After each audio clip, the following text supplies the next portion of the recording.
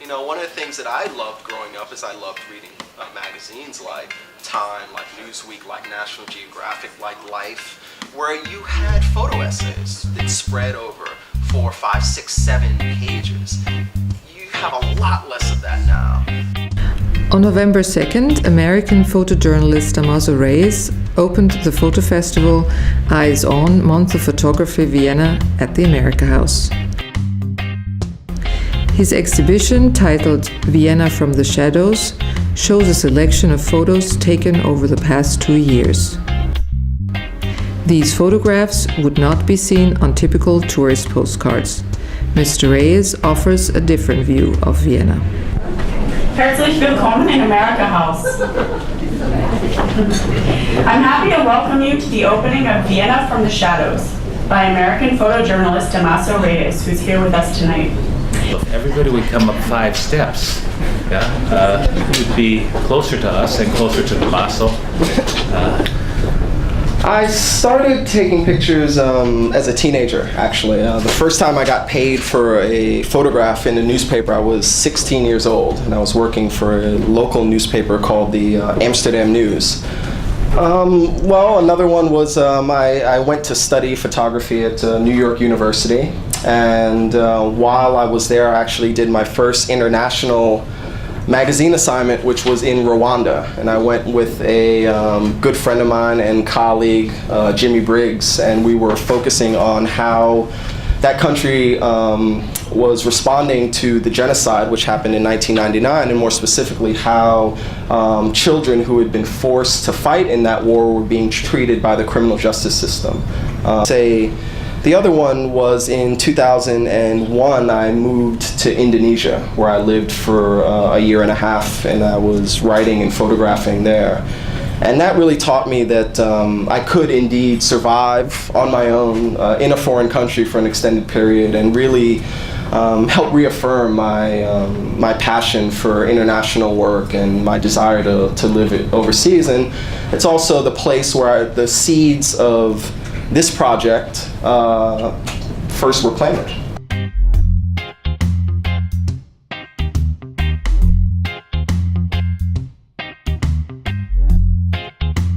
I think that I am an artist who uses this technique and who also adheres to the principles of journalism and photojournalism. I don't stage my photographs. I don't tell my subjects what to do. I don't manipulate my photographs using computers. I adhere very rigidly to the doctrine of photojournalism and that sort of kind of purity.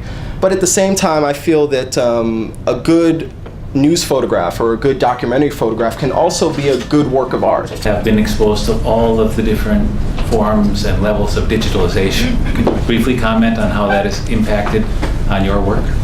So it wasn't until 2003 that I got my first digital camera, after I had come back from Indonesia. And I went to the agency that I was working with, and the head of the agency said, "Come back when you get a digital camera, because we're not working in film anymore." So I went and got a digital camera, and for 3 or 4 years I pretty much worked exclusively in digital.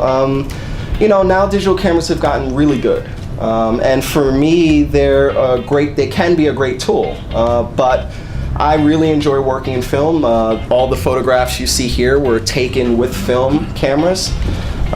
So it's a different way of working, and I think that, I don't think that one is inherently superior to another. I think, film and digital, they both have their strengths and weaknesses.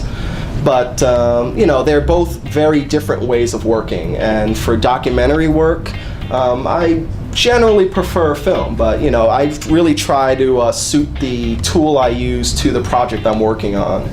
As a photographer, I'm extremely lucky that I get access to places and to people that most people don't. I get to travel between worlds, and I guess that's always what's been exciting for me and interesting for me in photography. It's given me this kind of passport.